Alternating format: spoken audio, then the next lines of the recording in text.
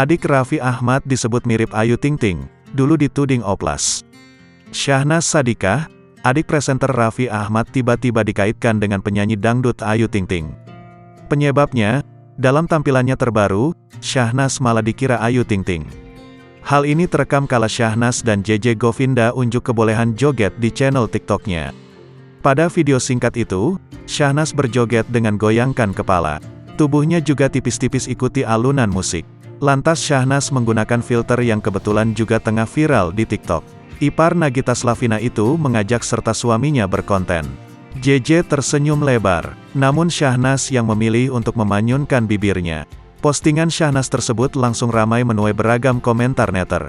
Namun, ada yang salvo dengan paras cantik Syahnaz yang disebut mirip Ayu Ting Ting.